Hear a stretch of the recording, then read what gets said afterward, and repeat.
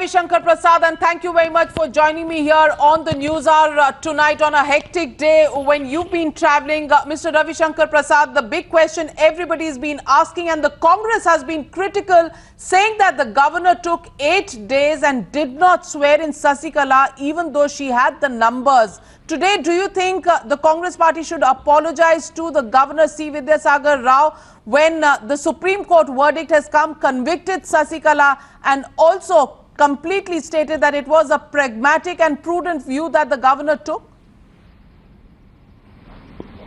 First of all, Navika, today I am not speaking as the Law Minister of India.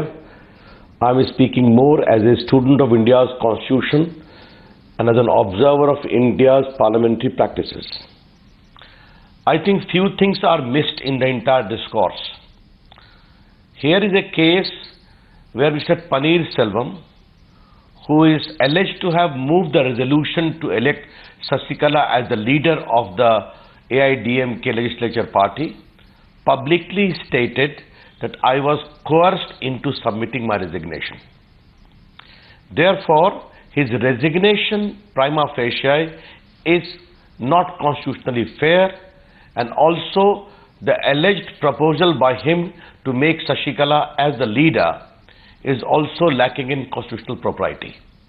That is the first factual basis which is completely being ignored in the discourse. We can't expect anything better from the Congress party. They have to oppose for the sake of opposition. Now, in that light, governor has got, Navika, certain discretions. And the discretion has been judicially determined in the Bommai's case. The governor has to apply his mind as to who can offer a stable government. What is the situation?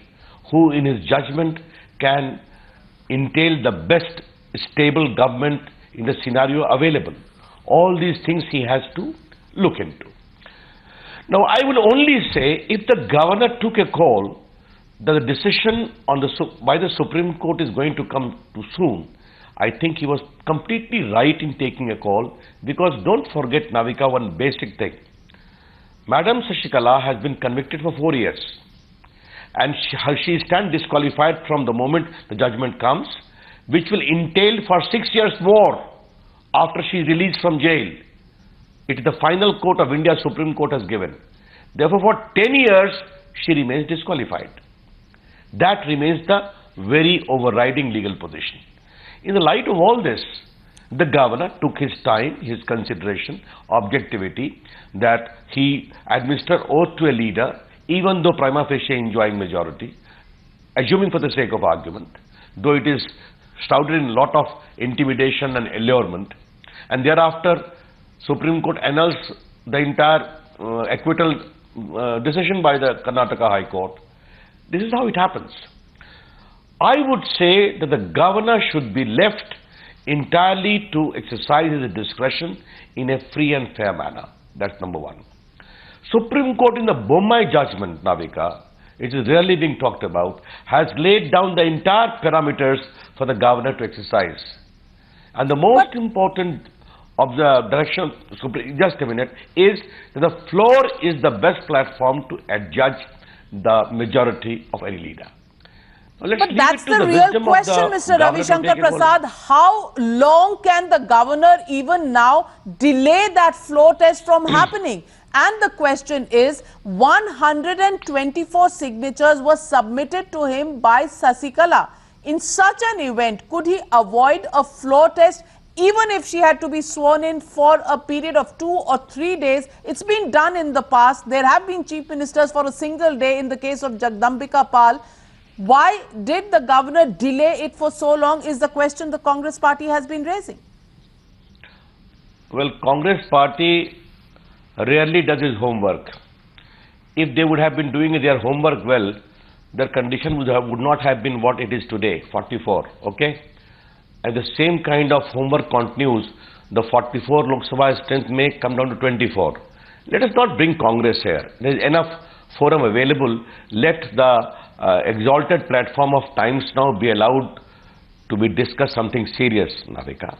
Leave Congress there what they are. What I am simply telling you is, please ignore one fundamental fact. What happened to Jagdambika Pal? I hope you know it or not. The Supreme Court, the High Court of Allahabad snubbed. You want to have a scenario of one-day Chief Minister? Let us not cite precedents which don't stand political or constitutional propriety scrutiny. Surely, let's leave it to the governor. He's a very seasoned person, Vidyasagar Rao. Let us leave it to his judgment to take a call, but we will have to acknowledge it is a very fluid situation in Tamil Nadu. Very, very fluid situation. I did not know. I just came from outside. I sat on your channel. I heard you saying a new development is happening in Tamil Nadu. You just mentioned something about it. The governor should be left to his wisdom to take a call on objective grounds, and there are enough precedent, constitutionally speaking, of courts and also political precedents. Mr. Ravi Shankar Prasad, the question is that there is a situation which you've experienced. You come from the state of Bihar. You've experienced that there where in a case of conviction, Lalu Prasad Yadav had appointed his proxy, Rabri Devi, to take over as the chief minister. Now we see the same thing in the southern scenario where Sasikala, who has been convicted, has decided to field her own proxy, Edapati Palanisamy, who has submitted 124 signatures of MLAs to the governor today itself. What happens to this proxy rule? Is, Mr. Ravi Shankar Prasad, there anything in the constitution that can prevent this kind of proxy rule from taking place and completely vitiating the people's mandate that is given to leaders to rule? You know, one thing is very important. You cannot replicate the experience of Lalu Prasad in the 90s. You recall what a kind of revulsion the country felt even then. I hope you recall that. Because you talked of that, the entire fodder scam case was argued by me. You know it very well how it panned out. But Navika, I am only telling you, here a situation is that let me acknowledge for the sake of argument that the proxy has been propped up.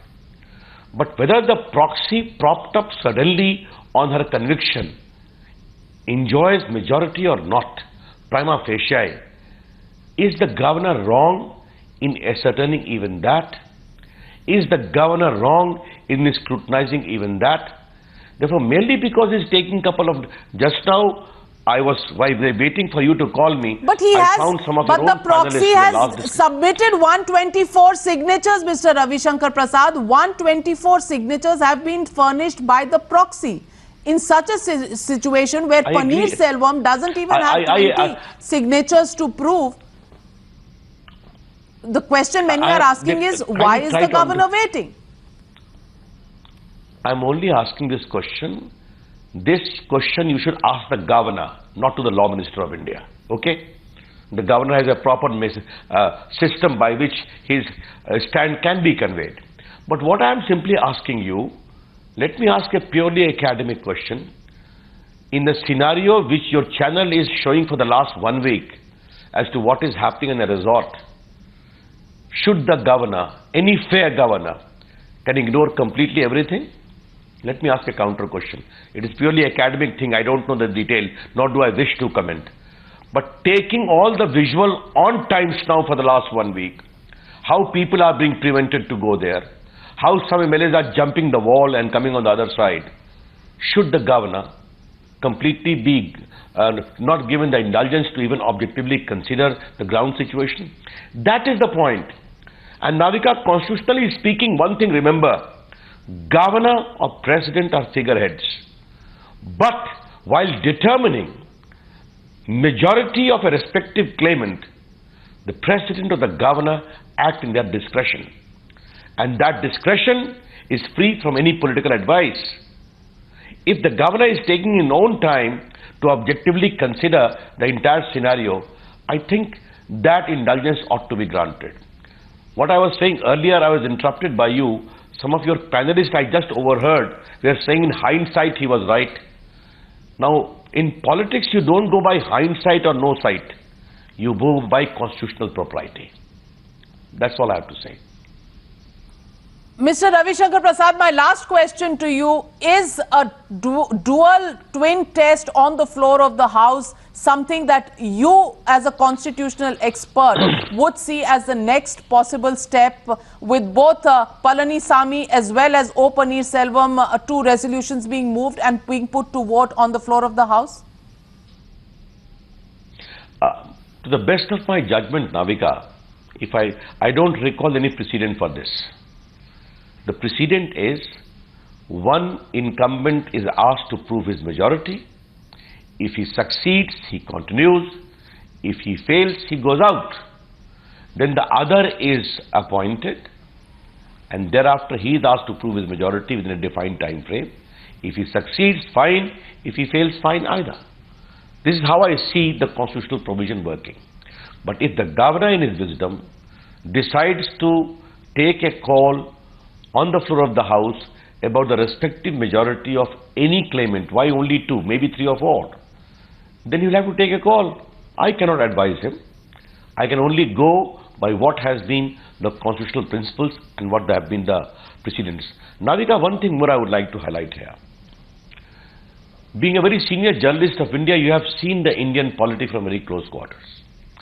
And this is very important for your viewers to know. Whenever the Prime Minister tenders his resignation, he goes to the President to hand it over personally. And then the President asks him to continue as a caretaker till alternative arrangement is made. Similarly, in case of any state chief minister, when he or she resigns, they go to the governor personally to hand over resignation. This has been the norm.